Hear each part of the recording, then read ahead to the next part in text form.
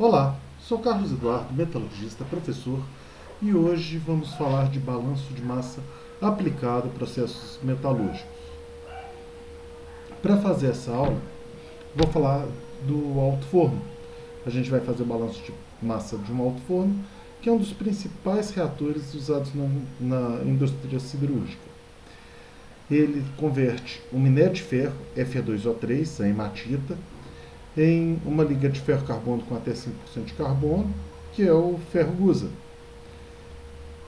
Olha só o desenho de um alto forno. Tem uma foto, né, de um alto forno. Que coisa bonitinha. Ele é alimentado com uma fonte de ferro, que normalmente é a hematita, que pode ser tanto granulado, quanto sinter, quanto pelota. Sinter e pelota são aglomerados, mas em qualquer um dos casos a fonte de ferro costuma ser Fe2O3. Uma fonte de carbono, que pode ser carvão vegetal ou coque, que é originário de carvão vegetal, e fundentes, pega como base cal e calcário. A tabela a seguir mostra as matérias-primas disponíveis para utilização em um alto forno. As matérias-primas de 1 a 3 são diferentes tipos de minério de ferro. A de número 4 é calcário, 5 é dolomita, calcário dolomita, e 6 é quartzo, 7 é bauxita, aqui a gente está falando dos fundentes, assim como 8, que é minério de manganês. O número 9 corresponde às cinzas do carvão vegetal. Então esse alto forno é um alto forno a carvão vegetal, e o carvão vegetal não é só carbono, ele tem também as cinzas, que são óxidos. Olha só, aí tem aqui a composição química de cada um dos matérias-primas. Então 1 a 3, minério de ferro, 3 tipos de minério de ferro. Mudando a mina, muda a composição química, mas em termos gerais é mais ou menos a mesma coisa. 4 é calcário, 5 dolomita, 6 quartzo, 7 bauxita, 8 manganês e 9 as cinzas. Olha só, cinza tem muito óxido, CaO, L2O3 um pouquinho, L2O3, SO2, MgO, beleza. Aí faz a carga. Com o que está carregando? 1, 3, 4, 5, 6. 1, 3, minério de ferro. 4, calcário. 5, dolomita. E 6, quartzo. 1, 3, 4, 5, 6. As outras coisas nem carregou. E aqui está a quantidade que carregou de cada um. Estava escrito aqui embaixo. Sabendo que o teor de carbono no gusa que sai, é dado, estou informando, é 4,5%, teor de silício no gusa, 0,6%, FeO na escória, 1,5%, MnO na escória, 1,0%, massa de cinzas do carvão vegetal, 30 kg por tonelada de gusa. Quero que calcule massa e composição de gusa e escória, a basicidade binária e quaternária da escória. Bom, vamos lá. Primeiro, massa e composição química do gusa e da escória. A base do balanço de massa é a conservação de massa. Tudo que entra, sai. Massa que entra menos a massa que sai, igual a massa que acumula. No estado estacionário, que é o que a gente está fazendo, massa que entra menos massa que sai é igual a zero. Então, todo ferro que entra no alto forno vai sair do alto forno. Todo carbono que entrar vai sair. Tudo o que entra, sai.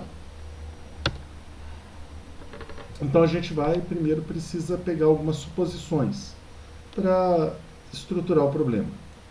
CaO, MgO e a L2O3 vão totalmente para a escória. Vamos considerar isso. Fósforo vai todo para o gusa. Ferro, manganês e silício se distribuem entre o gusa e a escória. E na escória vão ficar na forma de FeO, MnO e SO2, respectivamente. Então a gente começa com o balanço de CaO. Todo CaO vai para a escória. Maravilha. Então o CaO que entra, sai para a escória. Ele entra na matéria-prima. Então, como que a gente faz? Massa de CaO na carga igual a massa de CaO na escória. Então, somatório de todas as matérias-primas de 1 a 9, da massa do componente I, vezes porcentagem de CaO, dividido por 100, onde a gente tem a massa da matéria-prima e a porcentagem de CaO é igual ao teor de CaO na matéria-prima I. Beleza. Então, a massa de CaO na carga vai ser 73,87 quilos por tonelada. Isso já foi dado lá na informação inicial. Por tonelada de gusa. Por procedimento análogo, determina-se a massa de L2O3 e MgO na carga. E obtém-se massa de L2O3 na carga, 14,81 kg por tonelada de gusa, e massa de MgO na carga, 14,07 kg por tonelada de gusa. Muito fácil. Vou só repetir só para ficar claro. Entrou as matérias-primas 1, 3, 4, 5 e 6. Então, 1, 3, 4, 5 e 6. Esses são os que entraram. Aí fala a quantidade. 543,16 quilos por tonelada de escória. Então, vou pegar isso e para CaO vou multiplicar por 0,04 dividido por 100, que é 0,04%. No 3 não tem nada. No 4, 50,54. 29,02 e 0. Depois você faz a mesma coisa para L2O3 e por SO2. Por que a L2O3 e SO2? SO2 não. A L2O3 e MgO. Porque eles vão totalmente para a escória. Então fez para o CaO. E aí a gente faz para L2O3 e para MgO. Mesma coisa. Próximo passo, aí sim a sílica. A sílica entra na carga, mas ela sai tanto na carga quanto no gusa. Aí a gente faz do mesmo jeito determinar a quantidade de sílica na carga, do mesmo jeito que calculou o CaO na carga. Porcentagem vezes massa dividido por 100. Tranquilo. Aí sabe que entraram 90,61 kg de sílica por tonelada de gusa na carga. Só que a sílica, ela é feita de silício mais O2. Então, se eu tiver um número de mols de sílica, eu tenho um número de mols de silício, tenho um número de mols de O2. E parte desse silício vai para o gusa. Olha só. Número de mols de silício no gusa é a massa do gusa vezes porcentagem de silício no gusa. Aí eu vou ter a quantidade de... a massa em gramas de silício no gusa, dividido pelo peso atômico do silício. E aí eu tenho o número de mols de silício no gusa. Acho o número de mols de sílica reduzida, que vai ser igual ao número de mols de silício no gusa, porque cada sílica tem um silício. Então, essa quantidade de sílica foi reduzida e foi para o gusa. Aí eu pego a massa de sílica reduzida, vai ser o número de mols de sílica reduzida vezes o peso molecular de silício de sílica, que dá 12,84 kg. Então, da sílica que entrou, 12,84 foram para o gusa. O resto vai para a escória. Então, a massa de sílica na escória é 90,61, que é tudo que entrou, menos 12,84, que é o que foi reduzido, sobrou 77,77 kg por tonelada de gusa. Então, a gente já tem a massa total de escória, que é a MCaO, a L2O3, MgO, FeO e MnO. O ferro tem essa relação. Massa de FeO mais massa de MnO dividido pela massa de escória vezes 100 vai dar 2,5%. Então eu tenho essa relação. Como eu tenho a massa de MnO, eu consigo determinar a massa de escória fazendo substituição. Então dá essa quantidade aqui, 185,15 quilos de escória por tonelada de gusa. A composição da escória, eu já tenho a massa total. Está aqui a massa total. Então, a porcentagem vai ser igual, a porcentagem de um I qualquer, né, vai ser igual a M de I dividido pelo M total. Aí vezes 100%, que é o que eu fiz aqui. Achei CaO 39,90, Al2O3 8, MgO 7,6, SO2 42, Fe 1,5, MnO 1. E aí, a composição do gusa. A massa de ferro na carga, tenho isso aqui, consegui do mesmo jeito de todos os outros. A massa da matéria-prima vezes a porcentagem de ferro na matéria-prima dividido por 100, normal, somo tudo. E aí eu tenho a massa de ferro na escória, que eu já tinha calculado. Por diferença, a massa de ferro no gusa vai ser igual à massa de ferro que entra na carga, menos a massa de ferro da escória. Então eu tenho 945,19 quilos por tonelada de gusa. Para manganês, a gente faz a mesma história.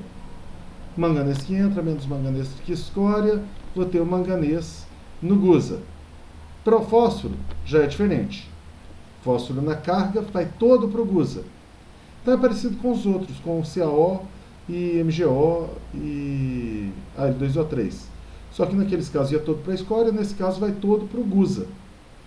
Então é só eu pegar esse camarada aqui, somatório de massa vezes porcentagem dividido por 100, eu acho 0,81 kg de fósforo por tonelada de gusa. Como a massa de gusa é 1 tonelada, aí a gente faz a composição daquele mesmo jeitão. É a massa da parte dividido pelo todo vezes o 100%. Dá 94,52% de ferro, 0,3% de Mn, 0,08 de fósforo, 0,6 de silício e 4,5 de carbono. E aí a basicidade. Basicidade, finalmente uma coisa fácil. Basicidade é uma característica muito importante que a gente avalia e controla a viscosidade da escória com base na basicidade. Por definição, basicidade binária, teor de CaO dividido por teor de SO2. Porcentagem de CaO dividido por porcentagem de SO2. Divide 39,9 por 42,0. Achei uma basicidade binária de 0,95. A quaternária é porque o MgO tem característica parecida com o CaO e o L2O3 mais ou menos parecida com o SO2. Então eu coloco eles, o MgO no numerador, o L2O3 no denominador, e achei, nesse caso em particular, uma basicidade de 0,95, que por coincidência são idênticos. Não é necessário que sejam idênticos. Pode variar um pouquinho. Mas normalmente varia pouquinho, porque a quantidade de MgO e de Al2O3 são muito menores do que a quantidade de CaO e SO2. Então, normalmente, a basicidade binária, sendo mais fácil de calcular, apesar de que com qualquer calculadora de padaria a gente faz isso, mas a gente acaba se apegando mais à basicidade binária. Beleza? Então, por hoje é só. Vou deixar esse exercício aqui para vocês. A basicidade é uma importante informação usada para o controle de propriedades das escórias, como eu acabei de falar. É definida como a razão do teor de CaO e o teor de SO2, acabei de falar também. Determine a quantidade de CaO que deveria ser adicionada para cada tonelada de escória, se for desejada uma basicidade de 1,35 para uma escória que inicialmente tem a seguinte composição química: SO2, 42%, CaO, 15%, MgO, 23%, Al2O3, 20%. Aí você resolve esse problema. Se tiver qualquer dúvida, for um aluno meu, lá no curso de metalurgia da PUC Minas, me procura que eu te ajudo. Se não for meu aluno, vai lá conversar com a gente que já está passando da hora de você se tornar um. Um abraço e até mais.